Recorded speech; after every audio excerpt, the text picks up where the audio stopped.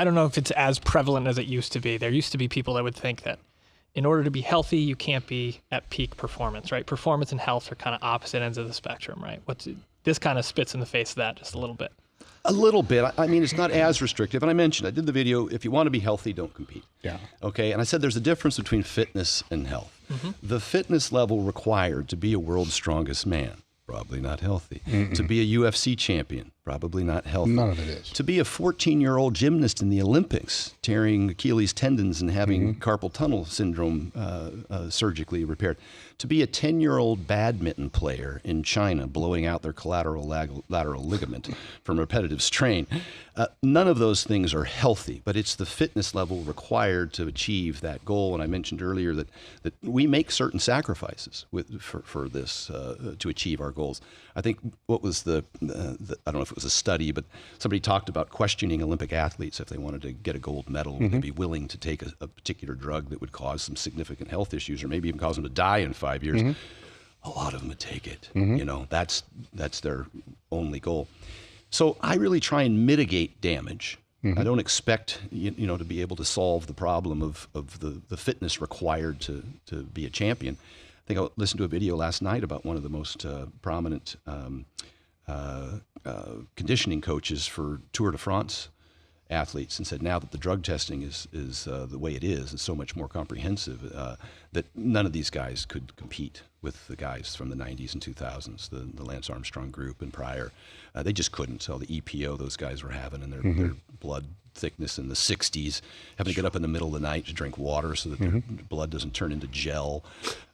You know, and those are some of the things I'm talking about with respect to getting a blood test and looking at your RBCs and hemoglobin and hematocrit. That's what's killing some of these big athletes between blood pressure and thick blood. And there's interventions that you can implement. First, having knowledge of the fact that it exists. That's the biggest and one. With the blood test and just getting a blood pressure cuff, and then having an action plan, which I provide in the book, for high blood pressure, high blood sugar, quick fix kit for controlling lipids, thick blood, whether it's donating, you know, whatever you need to do to mitigate that damage.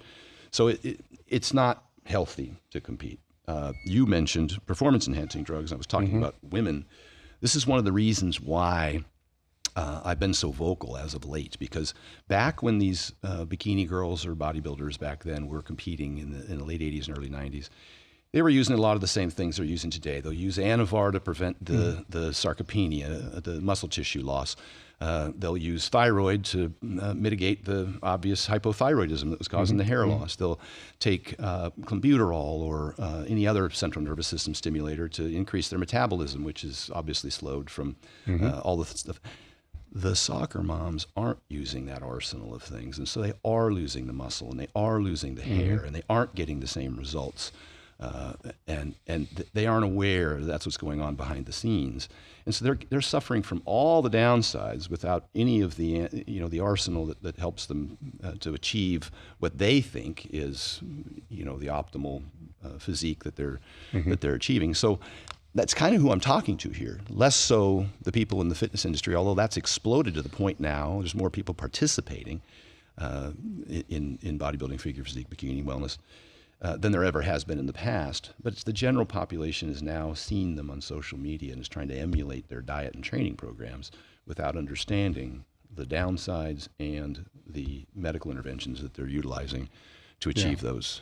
I think the conversation is still good for those that are competing because, yes, it's mitigating, right? Yeah. But you've come out the other end, I've come out the other end. So we both know people that have come out the other end. Some do very well, some never train again. Some just get super fat as fuck.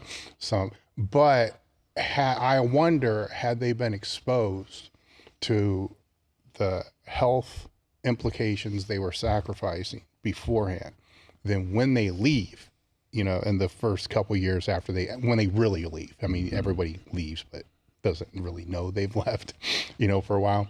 When they get there, then they're going to know where to look. They're going to say, okay, look, there's the damage that was potentially created here.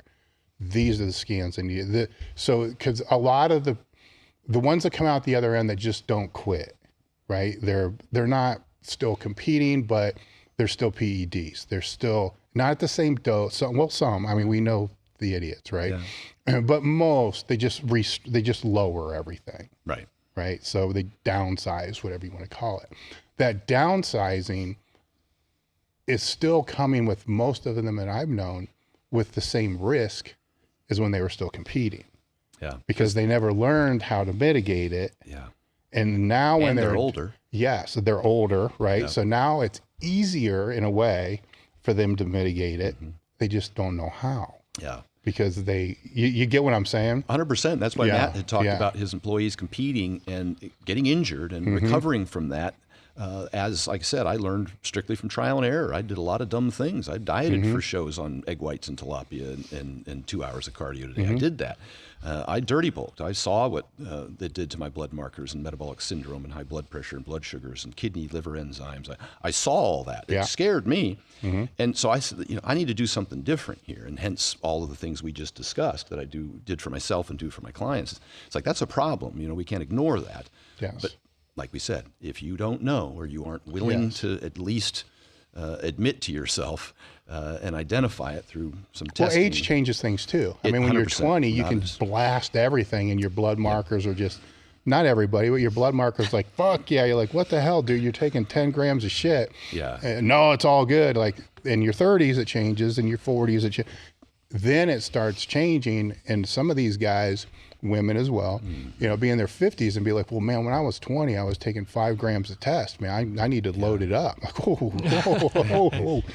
Hey, now, that don't work like that. That's hard. We talked about the way I train now as opposed to the way I used to train, and it's also the same outside the gym. It's the same with what you refer to these days as HRT or HRT plus. Depending on whether it's summer or what have you. But recovery's big, man. I mean, the older you get, the more important recovery comes. When you're in your 20s, you can go out and drink and go in and hit max effort squats, be no big deal. 100%. And eat McDonald's when you're in your 20s. Exactly. You get away with a lot. And then you try to carry it over into your 30s. That's why I think the longer somebody does it with the experience, those are the people I want to listen to because they got away with a lot of stuff in their 20s. In the 30s, they still kind of got away with it. In their 40s, they realized, oh shit, I need to get to bed. I need to quit this drinking shit. I got to really, really focus on the recovery. And then they can, would that benefit the 20-year-old? Be honest, I don't know. I really, because they're going to recover anyhow. Is it going to make them recover better? Who knows? Is there over optimal recovery? I don't know. But I don't think that's really who we're talking about. But I think even that 20-year-old here in the conversation, if they keep doing it and they get to their 30s, then when they start thinking, you know what, maybe I'm done. Maybe you're not done. Maybe now you need to start looking at the sleep and the recovery. And I get it. The 20-year-old me wouldn't listen to the 4-year-old me, And so I could say it till I'm blue in the face. If I knew then what I know now, I wouldn't have done it. I wouldn't have made so many. Yeah, that's true too. I certainly don't want my son to bodybuild or powerlift, but you're going to be smart. You're going to do things with your brain. But I think I would have been better sooner.